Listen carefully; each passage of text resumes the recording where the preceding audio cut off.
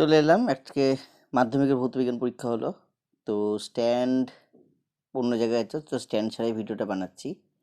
বিষয়টা হলো মাধ্যমিকের কোশ্চেনটা কেমন হলো, বা অঙ্ক পরীক্ষার যা কোশ্চেন হয়েছে সেই হিসাবে ভৌতবিজ্ঞান পরীক্ষা নিয়ে অনেকেরই চিন্তা থাকে। তো কোশ্চেন অ্যানালিসিসটা একটু করব। তো দেখি কোশ্চেনটা কেমন হয়েছে। কোশ্চেনটা আমার ওভারঅল দেখে যা মনে হলো, এবছর মাধ্যমিক কোশ্চেন ভৌতবিজ্ঞান খুব একটা কঠিন হয়নি, বলতে পারো সোজাই ছিল, অনেকটাই বেশি সোজা ছিল।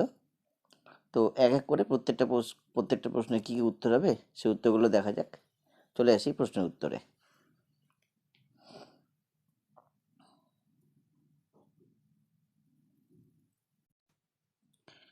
তো প্রথম প্রশ্ন ছিল, নিচের কোন গ্যাসটি ওজোন স্তরে ক্ষয়ে সহায়তা করে না? সিএফসি, মানে যে তিনটা ওজোন স্তরে বিক্রিয়া দেওয়া থাকে সেই তিনটা সিএফসি, NO2 আর NO দিয়ে দেওয়া থাকে, তাহলে অবভিয়াসলি CO2 হবে উত্তর। পরেরটা STBতে 11.2 লিটার অ্যামোনিয়া গ্যাসের ভর কত? 11.2 লিটার বলতে STBতে ওটা কি হয়ে যায়, হাফ মোল হয়ে যায়। হাফ মোল মানে অ্যামোনিয়ার কত হবে? অ্যামোনিয়া হলো নাইট্রোজেন 14, হাইড্রোজেন 3 মানে 17, 17-এর হাফ মানে 8.5। Next, methane plus 2O2 CO2 plus 2H2O, তার মানে 1 মোলের সঙ্গে 2 মোল অক্সিজেন বিক্রিয়া করেছে, তাহলে 5 মোলের সাথে কত করবে? 2 মোল অক্সিজেন করবে। 2 মোল অক্সিজেন মানে কত? 5 মোলের সঙ্গে 10 মোল করবে। 10 মোল অক্সিজেন মানে কত? 22.4 × 10 মানে 224 লিটার। নেক্সট, তাপ পরিবাহিতাঙ্কের SI একক, এটা কী হবে? এটা হয় জুল পার MKS, আমার খুব প্রিয় একক, একটা অনেক সহজে মনে রাখা যায়। তো জুল পার সেকেন্ডকে ওয়াট বলে দিই, তাহলে জুল পার MKS কত হবে? Watt per metre per kelvin. চলে আসি পরের পৃষ্ঠায়।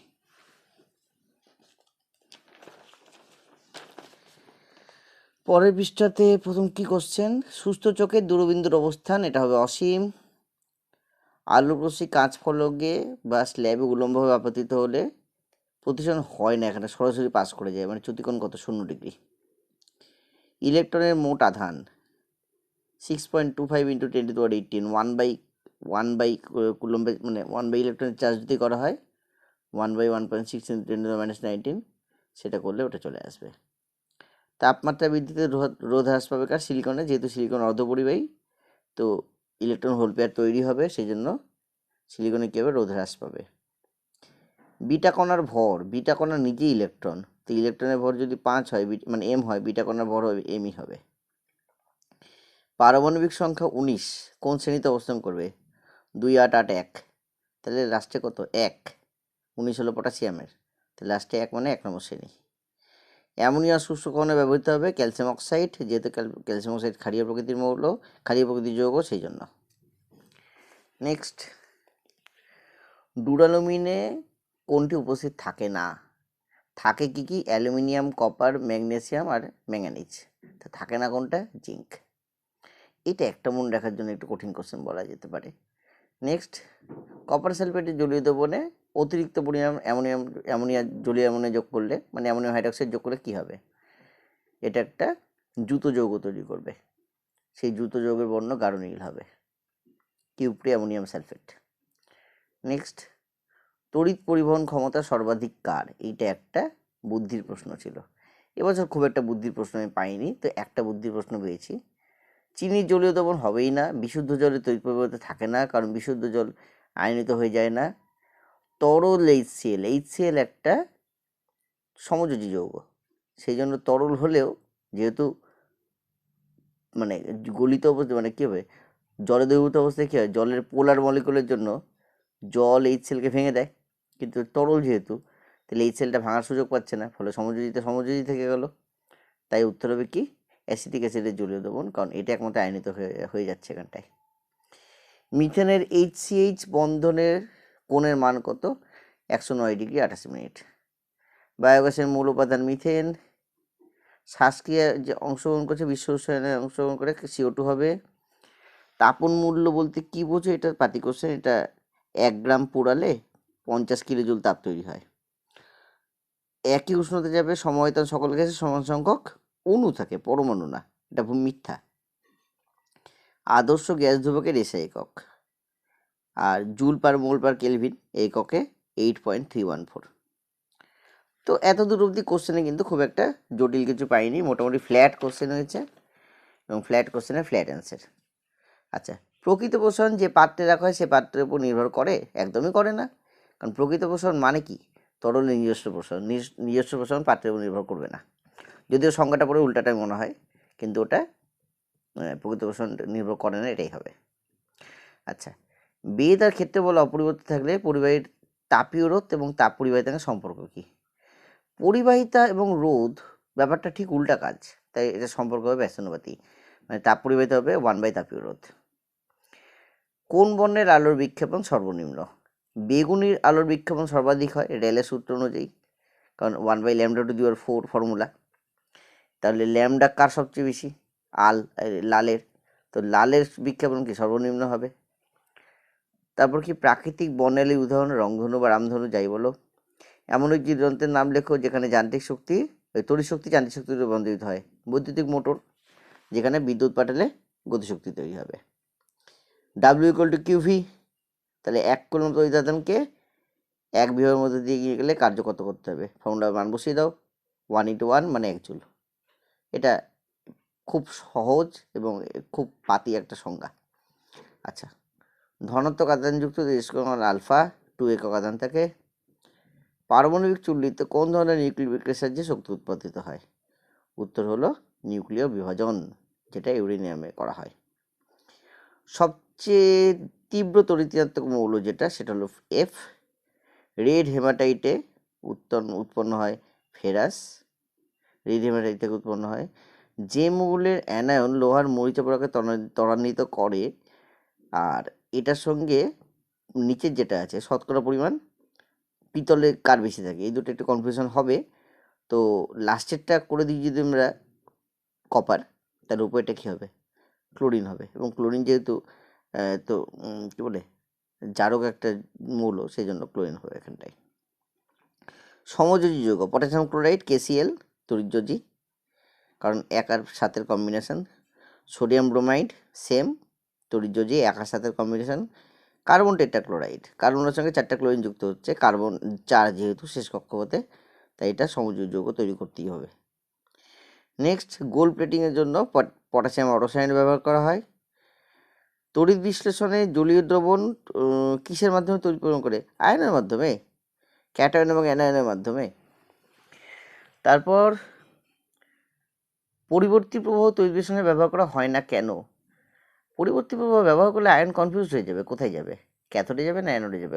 কোনো নির্দিষ্ট ক্যাথোডে আয়ন থাকবে না, কারণ নেগেটিভ যার সঙ্গে যুক্ত থাকে তাকে আমরা অ্যানোড বলি, পজিটিভ যার সঙ্গে যুক্ত থাকে তাকে আমরা ক্যাথোড বলি। পরিবর্তী প্রবাহ তো চেঞ্জ হতে থাকে না, তো সেই জন্য আয়ন কোনো নির্দিষ্ট দিকে যেতে পারবে না, কোনটা নির্দিষ্ট ক্যাথোড বা অ্যানোড আমরা বলতে পারবো না। লেড নাইট্রেটে জলীয় দ্রবণে H2SO চালনা করলে PbS কালো রঙের লেড সালফাইড উৎপন্ন হয়। এইটা খুব ইম্পর্টেন্ট একটা রিয়াকশান। অ্যামোনিয়া CO2 প্রথম আবিষ্কৃত জৈব মানে মনুষ্যকৃত জৈব বিক্রিয়া, যেখান থেকে প্রথম জৈব যৌগ তৈরি হয়, সেটা হলো ইউরিয়া উৎপাদনের বিক্রিয়া। দুটি গ্যাসের রাসায়নিক, এটা আমার খুব প্রিয় প্রশ্নের গুলোর মধ্যে একটা। দুটি গ্যাসের রাসায়নিক বিক্রিয়ায় একটা কঠিন পদার্থ উৎপন্ন হচ্ছে, অ্যামোনিয়া আর HCl উৎপন্ন হচ্ছে অ্যামোনিয়াম ক্লোরাইড। এখানে একমাত্র এমন একটা যৌগ যেখানে সমযোজী, তড়িৎযোজী এবং অসমযোজী বন্ধন তিনটেই থাকে। আচ্ছা, আইউপিএসি নাম রিসেন্ট কয়েক বছর ধরে দিচ্ছে আইউপিএসি নাম, সুতরাং করে যাওয়া উচিত ছিল। 1, 2, 3 2 নম্বর কার্বনের সঙ্গে অ্যালকোহল যুক্ত আছে, তাহলে 1, 2, 3 মিথ ইথ প্রোপ, তাহলে প্রোপান টুঅল বা প্রোপেন টুঅল, যা ইচ্ছা বলো। ইথানোয়িক অ্যাসিড, ওইক অ্যাসিড মানে, ওইক অ্যাসিড বলতে বোঝায় হলো COOH গ্রুপকে, COOH ভেঙে রেখে এরকম হবে। ইথানোয়িক অ্যাসিড মানে ইথেন থেকে আসা, তাহলে CH3COOH, বা যেটাকে ভাঙলে এরকম দেখবে। PVCর ব্যবহার কলের পাইপ বানাতে হবে। স্থিতিশীল উন্নয়নের ধারণা ও ডিটেলস বই থেকে পড়ুন, এটা বলার কিছু নাই। অঙ্কটা দেখিয়ে দিই। এটা P1V1/T1 = P2V2/T2 দিয়ে হবে। কি বলেছে?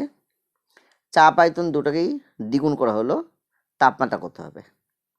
তো ব্যাপারটা সমানুপাতিক সম্পর্কে চলছে, তা তাপমাত্রা 4 গুণ হয়ে যাবে। এবার তাপমাত্রা 4 গুণ হয়ে যাওয়ার মানে কি? ওটা তো কেলভিনে 4 গুণ হলো, CGS 273 বাদ যাবে, তাহলে 3 × 273 করলে 819 হবে অ্যান্সার। পরের অঙ্কটা বেশ মজাদার অঙ্ক দিয়েছে। 2 গ্রাম ভর, 7 ডিগ্রি টেম্পারেচার, 2 ATMS এবং 810 ml আয়তন, মোলার ভর নির্ণয় করো। এক লাইনের ক্যালকুলেশন।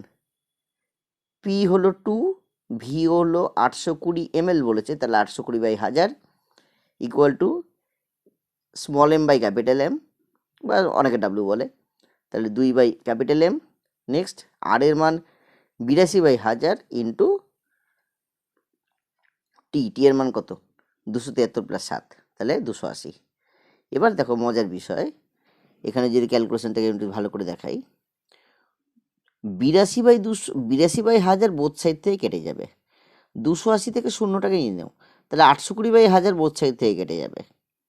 আর একটু বেটার বলি, 2 × 820/1000 বোথ সাইডে আছে, তা 2 × 820/1000 বোথ সাইড থেকে কেটে গেল, তাহলে এম এর মান পড়ে থাকলো কত, 28 পড়ে থাকলো। মানে কি, এটা 14 × 2 = 28, তার মানে নাইট্রোজেন গ্যাস। তাহলে গ্যাসটির মোলার ভর হলো 28 গ্রাম। নেক্সট চলে আসি। তো মুখোমুখি অঙ্ক হয়ে যাচ্ছে, তাই অঙ্ক এমন কিছু কঠিন ছিল না। যেমন এই অঙ্কটা, কাঁচের স্ল্যাবের মধ্যে দিয়ে আলোক রশ্মিতে কত গতিবেগ হবে, আচ্ছা C/V করলেই হয়ে যাবে।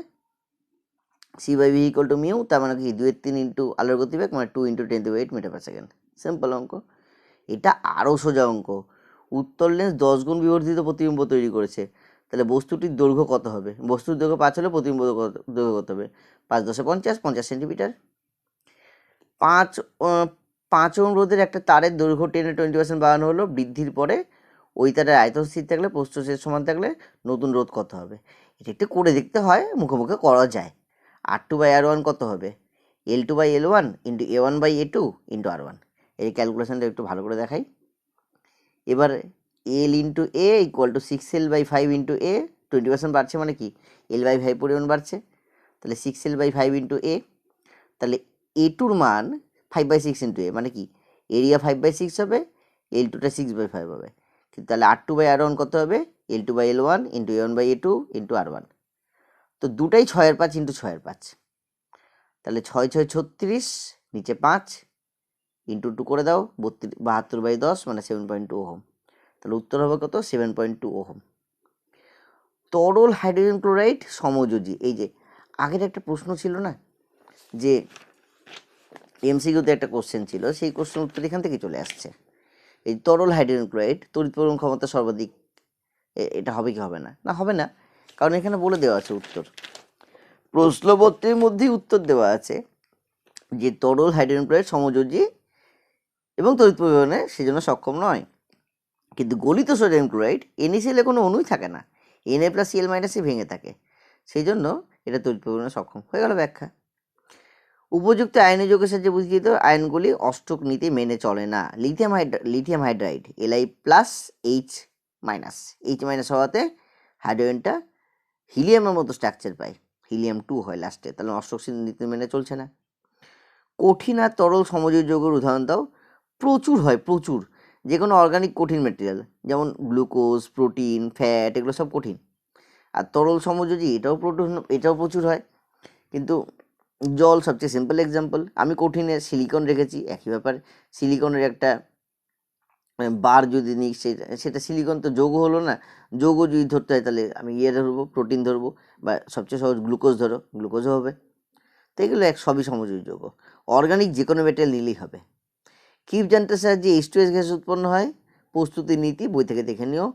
মুক্ত বায়ুতে তামার পাত্র সবুজ বর্ণ ধারণ করে কেন, এটা হয় ক্ষারীয় কপার কার্বনেট এবং ক্ষারীয় কপার সালফেটের একটা আস্তরণ পড়ে যায় সবুজ রঙের।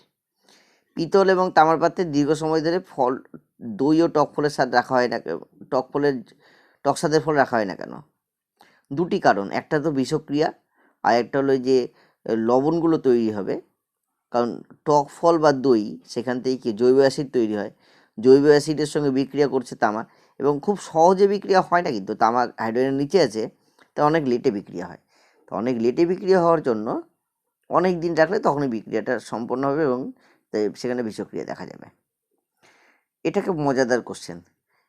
CH3COOH একটা জৈব যৌগ, কিন্তু সোডিয়াম বাইকার্বনেট অজৈব যৌগ।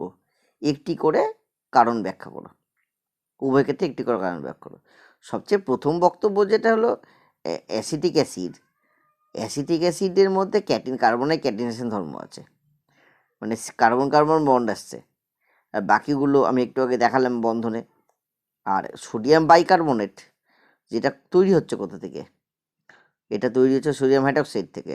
সোডিয়াম হাইড্রক্সাইডের সঙ্গে কার্বন ডাইঅক্সাইড জুড়ে যাচ্ছে, তো এখানে তো কোনো জৈব যৌগ তৈরি হচ্ছে না, মানে এখানে কার্বনের কোনো ক্যাটিনেশন ধর্ম দেখা যাচ্ছে না। এটা প্রথমত বলা যেতে পারে।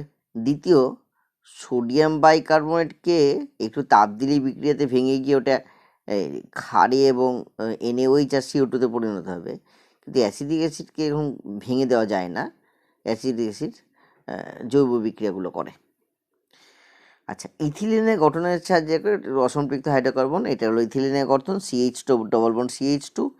এবার এই যে ডবল বন্ডের যে দ্বিতীয় বন্ধনটা, একটা তো সিগমা একটা পাই, পাই বন্ধনটা খুব সিম্পলভাবেই হাইড্রোজেনের সঙ্গে যুত বিক্রিয়া করে CH3 বন্ড CH3 মানে ইথিলিন মানে ইথেন তৈরি করে। অর্থাৎ যেহেতু হাইড্রোজেনের সঙ্গে যুত বিক্রিয়া করছে, তাই খুব সহজেই বলা যায় এটা একটা অসম্পৃক্ত হাইড্রোকার্বন। নেক্সট, চার্লসের সূত্র লেখো, ব্যাখ্যা করো। সবচেয়ে সহজ প্রশ্ন। চার্লসের সূত্র থেকে সেলসিয়াস স্কেলে পরম শূন্যের ধারণা দাও। আরও সোজা প্রশ্ন। আমি চলে আসি তারপরেরটাতে। এটা আমি একটু মুখোমুখি করার চেষ্টা করেছি এবং চেষ্টা করে উত্তর, হ্যাঁ মোটামুটি ক্যালকুলেটারের সাহায্য ছাড়া এটা হবে না, তো এটা একটা বাজে কোশ্চেন বলা যেতে পারে। কি বলেছে, 216 গ্রাম HGO-কে উত্তপ্ত করলে যে পরিমাণ অক্সিজেন পাওয়া যায়, সেই পরিমাণ অক্সিজেন কী পরিমাণ KCl থেকে উত্তপ্ত করতে হবে। মানে ক্যালকুলেটার ইউজ হচ্ছে বা বসে বসে ভাগ করতে হবে, সেই হিসাবে এটা একটা বলতে পারো ক্যালকুলেটিভ কোশ্চেন। আগে HGO-কে ভাঙি। HGO মানে কত, Hg 200 ও 16, তাহলে HGO কত হবে, কত বলেছে, 200 গ্রামকে উত্তপ্ত করছে, না 216 গ্রামকে উত্তপ্ত করছে, তাহলে অক্সিজেন কতটা পাওয়া যাবে, অক্সিজেন পাওয়া যাবে এখানে 16 গ্রাম, কারণ 216 গ্রাম HGO এবং 200 HGOর যেটা ইয়ে অক্সিজেন 16 গ্রাম পাওয়া যাবে। হ্যাঁ, অক্সিজেন 16 গ্রাম পাওয়া যাবে, কারণ 216 গ্রামে ভাঙলে তো ওটাই বেরোবে। তাহলে এই 16 গ্রাম অক্সিজেন কত গ্রাম KClO3 থেকে উৎপন্ন, এই বিক্রিয়াটা এরকম, 2 KClO3 2 KCl প্লাস 3O2, তাহলে 3O2 মানে 96, আর KClO3 হলো 245। 96কে 16 দিয়ে 6 গুণ করলে 96 হয়, তাহলে 96কে 6 ভাগ করে দাও, 16 হয়ে যাবে, 245কে 6 ভাগ করে দাও, 40.83 হয়ে যাবে। এটা মুখোমুখি হবে না, এটা করে দেখতে হবে, করে দেখানো। তারপরটা বলি, এটা মুখোমুখি হয়ে যাচ্ছে। ধাতব কার্বনেটে 200 গ্রামকে উত্তপ্ত করলে 212 গ্রাম ধাতব অক্সাইড এবং একটি গ্যাসীয় যৌগ উৎপন্ন হয়। 200 গ্রাম ধাতব কার্বনেট, এই যে বিক্রিয়াটা এইটা থাকে এভাবে করেছি দেখো, 200 গ্রাম ধাতব কার্বনেট যখনই তাপ পাবে ধাতব অক্সাইড এবং CO2-তে ভাঙবে, এবং CO2 এখানে কতটা CO2 বেরোচ্ছে, বিয়োগ করলে 88 বেরোচ্ছে, তার মানে কি 2 মোল CO2 বেরোচ্ছে। তো 2 মোল যদি CO2 বেরোয়, তাহলে কি বলেছে, রাসায়নিক বিক্রিয়াগুলো কি সব একই মোলের অনুপাতে হয়, তাহলে 1 মোল MCO3 1 মোল ধাতব অক্সাইড আর 1 মোল CO2 তৈরি করে। তাহলে 2 মোল যদি হয়, তাহলে 2 মোল CO2 যদি হয়, ধাতব অক্সাইডটা M মোলই হবে, ওই 2 মোলই হবে, আর ধাতব কার্বনেটটাও 2 মোলই হবে। অর্থাৎ কত মোল গ্যাসীয় যৌগ উৎপন্ন হয়, এটার উত্তর হবে কি 2 মোল। এটা ওই একটা এই যে একটা সূত্র আছে, সূত্রটা এই মুহূর্তে মনে পড়ছে না, ওই সূত্র দিয়ে গোটা হয়ে যায়। আচ্ছা, সূত্রটা ওই যে সবগুলো গ্যাসই একই অনুপাতে থাকে, মানে 3টাই যদি গ্যাস হয় তাহলে কি হবে, 3টাই সরল অনুপাতে থাকবে, ওই সূত্রের অঙ্ক এটা বলতে পারো। নেক্সট, লোহা দৈর্ঘ্য প্রসারণ গুণাঙ্ক এত বলতে ব্যাখ্যা করো।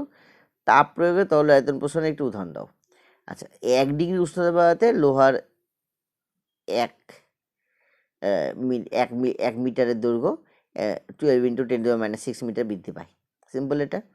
আর তাপ প্রয়োগে তরল আয়তন প্রসারণের উদাহরণ হলো পারদের বৃদ্ধি। থার্মোমিটারের পারদ ব্যবহার করে কী জন্য ব্যবহার করা হয়, পারদ বৃদ্ধি পাইতে এই জন্যই। তরলে আপাত প্রকৃত প্রসারণ গুণাঙ্কের মধ্যে সংজ্ঞা দাও, এদের মধ্যে সম্পর্ক লেখো। খুব পাতি একটা কোশ্চেন। উত্তল দ্রবণের বক্রতার সাথে ফোকাসের মধ্যে সম্পর্ক প্রতিষ্ঠা করো। খুবই সহজ। F = R = 2F বা F = R/2, যা ইচ্ছা বলো। অবতল দ্রবণের ব্যবহার দন্ত চিকিৎসকরা ব্যবহার করা হয়, দন্ত চিকিৎসা ব্যবহার করে। নেক্সট অঙ্কটা মুখোমুখি হয়ে যায় যদি করা যায়, তো মাধ্যমিকের ছেলেমেয়েদের জন্য করা একটু কঠিন। তো এটা কি করে করব, স্নেলের সূত্রের সাধারণ রূপ বলে একটা সূত্র আছে, যেখানে mu into sine theta equal to mu into sine theta equal to mu into sine theta লেখা যায়। তো সেই হিসেবে আমরা বলতে পারি থিটা যত বাড়বে সাইন থিটা তত বাড়বে। তার মানে প্রথমটা এ মাধ্যমের সাইন থিটা ছোট, বি মাধ্যমের সাইন থিটা একটু বড়, সি মাধ্যমের সাইন থিটা আর একটু বড়। তাহলে প্রথমটার মিউ সবচেয়ে বড় হবে, পরেরটার মিউ একটু কম হবে, তারপরটার মিউ সবচেয়ে কম হবে। আবার মিউ মানে হলো সি বাই ভি, তাহলে মিউ যার বড় ভি তার ছোট, এখানে চেয়েছি সেটাই। কার আলোর গতিবেগ সর্বাধিক, তাহলে প্রথম মাধ্যমের যে সর্বনিম্ন, তাহলে প্রথম মাধ্যমে যদি ভি সবচেয়ে কম হয়, আলোর গতিবেগ সবচেয়ে কম হয়, তো অটোমেটিক্যালি প্রথম মাধ্যমের মিউ সবচেয়ে বড় হচ্ছে। তাহলে উত্তর আমার মিলে গেল। কোন মাধ্যমটিতে আলোর গতিবেগ সর্বনিম্ন? আমরা এখানে দেখেছি এ মাধ্যমটার আলোর গতিবেগ মানে মিউ সবচেয়ে বড়, তার মানে এ মাধ্যমটার ভি সবচেয়ে ছোট। তাহলে উত্তর হবে এ মাধ্যমটিতে। হ্রস্বদৃষ্টি বা মায়োপিয়া মানে চোখের পাওয়ার বেড়ে যাওয়া এক কথায়। তো চোখের আকার বেড়ে গেলে কি হবে? আকার বেড়ে গেলে আগে মিলতে হবে, বা ফোকাস ছোট হয়ে যাওয়া মানে চোখের লেন্সের পাওয়ার বেড়ে গেছে, লেন্সের পাওয়ার কমাতে হবে, তাহলে অবতল লেন্স লাগবে। তো লেন্সের পাওয়ার বেড়ে যাওয়ার কারণ কি? লেন্স একটু মোটা হয়ে গেছে, অর্থাৎ ফোকাস ছোট হয়ে গেছে। দুভাবে এটা ব্যাখ্যা করা যায়। তারপরের অঙ্কটা শ্রেণী সমবায় যুক্ত করলে তুল্য হয় 25, সমান্তরাল সমবায় যুক্ত করলে তুল্য হয় 6, পরিবাহী রোধ কত? এটা মুখোমুখি করার চেষ্টা করেছি। প্রথমে R1 R2 25, R1 plus R2 25 এবং R1 R2 by 2 R1 R2 by R1 plus R2 কত? 6।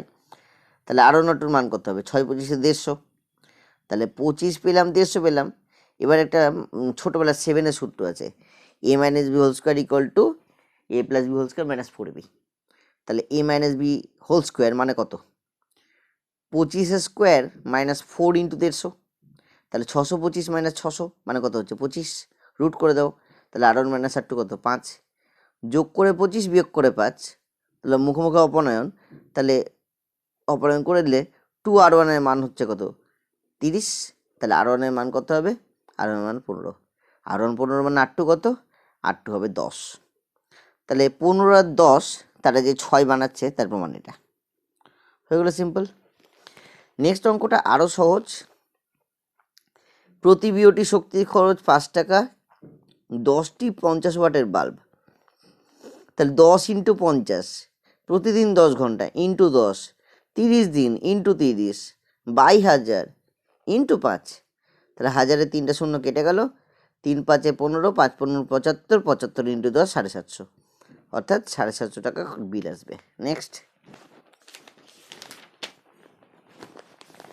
সমপ্রবাহ অপেক্ষা পরিবর্তী প্রবাহের দুটি সুবিধা উল্লেখ করো। একটা তো সবচেয়ে বড় সুবিধা, ট্রান্সফর্মার ইউজ করা যায়, ফলে আমি আমাদের প্রয়োজন মতো যে কোনো ভোল্টের ইউজ করতে পারি আমরা এর মাধ্যমে। আর ট্রান্সফর্মার ব্যবহার করলে বহু দূরে যে তড়িৎ প্রবাহটা যাচ্ছে সেখানটায় তাপীয় ক্ষয় অনেক কম হয়। অর্থাৎ যখনই আমি বেশি কারেন্ট পাঠাবো তখন I²R/Tতে আমার তড়িৎ শক্তির ক্ষয় বেশি হবে। অর্থাৎ ধরো ফারাক্কা থেকে যদি আসে, ফারাক্কা থেকে আস্তে আস্তে সব এনার্জি শেষ, মানে সব তো তাপীয় তাপীয় বা হিট এনার্জি হিসেবে বেরিয়ে গেছে পরিবেশে, তাহলে বাড়িতে কী পৌঁছাবে? কিছুই পৌঁছাবে না। মানে আমাদের একটা ভুল ধারণা আছে যে ভোল্টেজ বা কারেন্ট আসে, বিষয়টা ভোল্টেজও না কারেন্টও না, বিষয়টা হলো ইলেকট্রিক্যাল এনার্জি আসে। এবার এনার্জি আসতে আসতে যদি এনার্জি লস পেতে থাকে তাহলে সেই এনার্জি নিয়ে আসবো কী করে? তো সেই জন্য ট্রান্সফর্মার ইউজ করে হাই ভোল্টেজ বানিয়ে লো কারেন্টকে পাঠানো হয়। ফলে কি হয়? ফলে যে তাপীয় অপচয় সে তার মানটা বহুগুণ কমে যায়। তো এটা একটা সবচেয়ে বড় ব্যবহার ট্রান্সফর্মারের। তো ট্রান্সফর্মারের ব্যবহার বলতে পরিবর্তী প্রবাহতেই ট্রান্সফর্মার চলে, তাহলে পরিবর্তী প্রবাহের ব্যবহার বলা যেতে পারে। আরেকটা কি বললাম, আমাদের প্রয়োজন মতো আমরা যে কোনো ভোল্টে বানিয়ে নিতে পারি। ধরো বাড়িতে এই ট্রান্সফর্মারই ব্যবহার, এটা ধরো বাড়িতে মোবাইল চার্জ দিতে হবে, মোবাইলে ভোল্টেজ কত সেই হিসেবে ট্রান্সফর্মার ওখানে বসানো আছে, সেটা কি হচ্ছে ভোল্টেজকে 220 ভোল্ট থেকে নিচে নামিয়ে আছে, যার ফলে আমরা মোবাইল বা যে কোনো ব্যাটারি চার্জে দিতে পারি। নেক্সট, নিউক্লিয় বিভাজন ব্যাখ্যা করো। খুব সিম্পল, কঠিন কোশ্চেন নয়। তারপরে নিউক্লিয় বিভাজন এবং নিউক্লিয় সংযোজনের জন্য অপরিহার্য। হ্যাঁ, নিউক্লিয় সংযোজন ঘটানোর জন্য না একটা করে বিভাজন ঘটাতেই হয়, কারণ সংযোজন ছাড়া বিভাজন হবে না।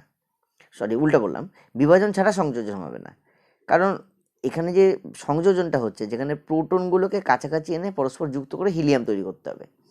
তো প্রোটনগুলোর মধ্যে এত তীব্র বিকর্ষণ থাকে, ওই বিকর্ষণ বলকে উপেক্ষা করার জন্য হাই টেম্পারেচার লাগবে। কারণ আমরা জানি কঠিন থেকে তরল টেম্পারেচারের জন্যই হচ্ছে, তরল থেকে গ্যাস টেম্পারেচার জন্যই হচ্ছে। অর্থাৎ তাপের কাজ কি বা উষ্ণতার কাজ কি? কুলম্বের সূত্রকে কাজ করতে বাধা দেওয়া। তো যত টেম্পারেচার বাড়বে তত কুলম্বীয় আকর্ষণ বিকর্ষণ কমবে। সেই জন্য আমরা যদি হাই টেম্পারেচার তৈরি করতে পারি, যেটা সূর্যে আছে, তাহলে সেখানে খুব সহজেই তড়িৎ কী বলবো তড়িৎ না ওই নিউক্লিয়ার সংযোজন ঘটবে। তো সূর্যতে আমাদের কিছু করতে হয় না, কিন্তু আমাদের পৃথিবীতে যদি আমরা এই কাজটা করতে যাই সেরকম কোনো পাত্র পাবো না। ফলে কী হবে? এটাকে আমরা কোনো ব্যবহারিক কাজে এখন অবধি লাগাতে পারিনি। নেক্সট কী আছে? নেক্সট কোশ্চেন, মৌলের তড়িৎ-ঋণাত্মকতা বলতে কী বোঝায়? পাতি কোশ্চেন, বলার কিছু নাই। গ্রুপ ওয়ানের মৌলগুলো উপর থেকে নিচে নামলে কী ধরনের পরিবর্তিত হয়? উপর থেকে নিচে নামলে কক্ষপথ থেকে অণুগুলো মানে ইলেকট্রনগুলো দূরে যেতে থাকে।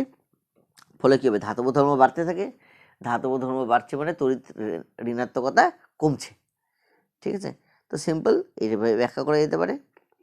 ইলেকট্রনের প্রতি টান বাড়ছে মানে আসক্তি কমছে। সরি, হ্যাঁ, আসক্তি কমছে। আসক্তি কমছে মানে কি? তড়িৎ ঋণাত্মকতা কমবে। Simple answer. আচ্ছা, মোজলে পরীক্ষা গুরুত্বপূর্ণ সিদ্ধান্ত কি? এটা 11-12-এও থাকে এই কোশ্চেনটা। মোজলে পরীক্ষাতে প্রথম জানা যায় যে একটা যে পরমাণুর যে কেন্দ্রক, সেই কেন্দ্রকের যে প্রোটন সংখ্যা, সেটাই মূলত দায়ী যে এক্স রে বেরিয়ে আসে একটা পদার্থ থেকে, তার জন্য। তো এখান থেকে আমরা বলতে পারি যে আমরা যে ফর্মুলাটা বলছি, এই ফর্মুলা থেকে বলা যেতে পারে ফ্রিকোয়েন্সি অ্যানালিসিস করেই আমরা যে কোনো মৌলের জেড কত বলে দিতে পারবো। এই যে চাঁদে যে মহাকাশযান গেল, সেই চাঁদে মহাকাশযান গিয়ে যে মাটি কালেকশন করলো, দিয়ে দেখছে মাটির মধ্যে কী আছে, কী মনে হয় কীভাবে দেখছে?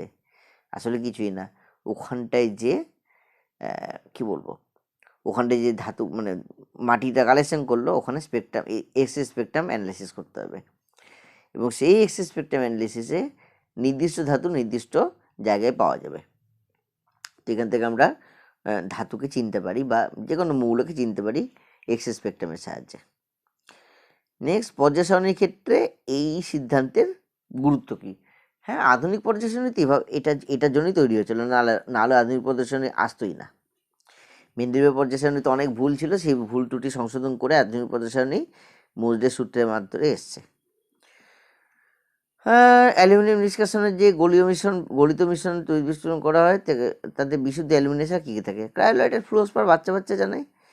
এই তড়িৎ বিশ্লেষণে ক্যাথোড অ্যানোডে একটা বড় কী সব লেখা আছে, ওই স্টিলের ট্যাঙ্কের ভেতরে গ্রাফাইটের প্রলেপ দিয়ে সেটাকে ক্যাথোড হিসেবে ব্যবহার করা হয়, আর তামার অনুভূমিক কপার দণ্ডের সঙ্গে গ্রাফাইটকে ঝুলিয়ে অর্ধেক তড়িৎ বিশ্লেষণ পদার্থে ডুবিয়ে অ্যানোড তৈরি করা হয়। এটা বই থেকে পড়তে হবে, যেটা বললাম। ডিটেলস ভালো মতো লিখতে গেলে বই থেকে পড়তে হবে, আছে বই, এটা সুন্দরভাবে আছে।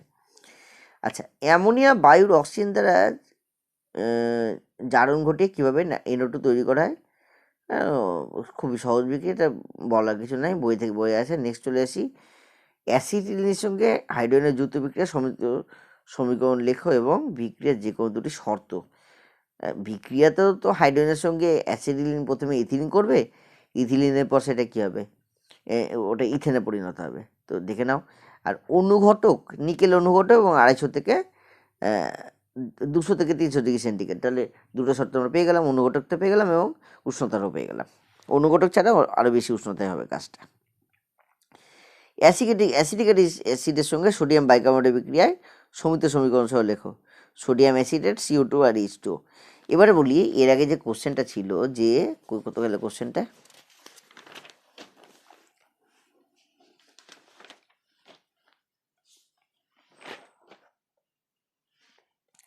এই যে কোশ্চেনটা, এইটি জৈব যৌগ কিন্তু এটা জৈব যৌগ নয়, উদ্ধারের ক্ষেত্রে একটি করে কারণ লেখো। এই কোশ্চেনটাও দেখো রিপিট হচ্ছে এখানটায়, মানে একই টাইপের কোশ্চেন যেহেতু, সেই জন্য আমি এটাকে রিপিটই বলবো। এই যে অ্যাসিটিক অ্যাসিড আর সোডিয়াম বাইকার্বনেট, লাস্ট কোশ্চেনটা। তো এই বিক্রিয়াটা সবচেয়ে বড় প্রমাণ। এই বিক্রিয়াটায় অ্যাসিটিক অ্যাসিডের যে গঠনটা, সেই গঠনটা ইনট্যাক্ট থেকে গেছে, বাট HCCO3টা সেটা কিন্তু মানে ক্যালসিয়াম বাইকার্বনেট CaHCO3টা সেটা কিন্তু ভেঙে গেছে। তো এটাই সবচেয়ে বড় প্রমাণ, রাসায়নিক বিক্রিয়াতে মানে অণুর গঠন চেঞ্জ হয়ে গেল পুরোপুরি, এবং জৈব যৌগের ক্ষেত্রে সেটা সাধারণত হয় না, অজৈব যৌগের ক্ষেত্রেই হয়ে থাকে। তো এই ছিল মাধ্যমিকের 2024-এর 2026-এর কোশ্চেন। অন্যান্যবার যে কোশ্চেনে যে এক্সপেরিমেন্ট করা হয় সেরকম কোনো এক্সপেরিমেন্ট এবছর কিন্তু করা হয়নি। সেই হিসাবে আমি কোশ্চেনকে বেশ ভালো কোশ্চেনই বলবো, এবং এই প্রশ্নে প্রচুর 100 আসবে। মোটামুটি যা কোশ্চেন করেছে 100-তে 100 পাওয়ার চান্স প্রচুর অনেকেরই থাকবে। তো বেস্ট অফ লাক আগামী দিনের জন্য। এইচএসের কোশ্চেন যখন আসবে এইচএসের কোশ্চেন নিয়েও আলোচনা করব, এবং ইচ্ছা আছে নিট বা জেইর কোশ্চেনগুলো যখন আসছে, একটা তো জানুয়ারি ফেজে হয়ে গেল, তো সেগুলো নিয়ে আলোচনা করার ইচ্ছা আছে। তো দেখা যাক ভিডিওতে রেসপন্স কেমন আছে, সেই হিসাবে করব। ঠিক আছে, টাটা।